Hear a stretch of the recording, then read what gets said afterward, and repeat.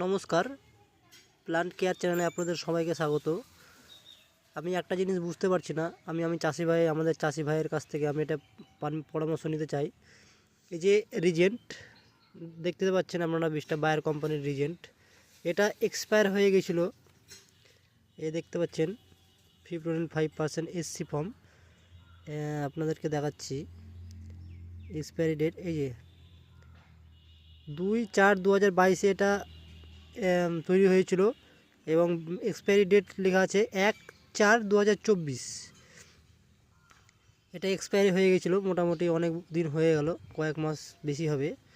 তো এই বীজটা জমিতে দেওয়া যাবে কি না এটাই আপনাদের বুঝতে পারছি না আমি।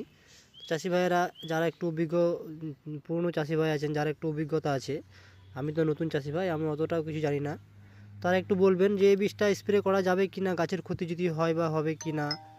দেখুন বিষের কালারটাও কেমন হয়ে গেছে, কালারটা চেঞ্জ হয়ে গেছে, দেখুন হলুদ হলুদ ভাব দেখা যাচ্ছে। তো ওটাই ভাবছি, মানে বিষটা পড়েছিল, বাড়িতে নিয়ে এসেছি অনেকদিন আগেই, দিয়ে রেখেছিলাম, দিয়ে বিষটা একটা কোনায় পড়ে গেছিলো ঘরের, তো খুঁজে খুঁজে পাই না, দিয়ে আর খেয়াল ছিল না। আজকে ঘর পরিষ্কার করার সময় দেখেছি যে এই যে এটা বিষটা পড়েছিল, তো দেখেছি স্প্রে হয়ে গেছে এটা। তো আপনারা একটু প্লিজ বলবেন যে বীজটা স্প্রে করতে পারবো কি, করা যাবে কি করা যাবে না, চাষি ভাইরা জানালে খুব ভালো হয়। এটাতে আলুতে বীজটা স্প্রে করব ভাবছি, যদি কোনো ক্ষতি হয় কি হবে না আপনারা একটু বলবেন প্লিজ, কমেন্টে একটু জানান। আর যারা নতুন আছেন, বিশেষ করে আমার চ্যানেলটি একটু সাবস্ক্রাইব করবেন, তাহলে খুব ভালো হয়। ভিডিওগুলো আপলোড করব, আপনারা দেখবেন, কোনো রকম অসুবিধা হলে আপনাদেরকে জানাবো, আপনারা কমেন্টে জানাবেন কোনটা ঠিক কোনটা ভুল।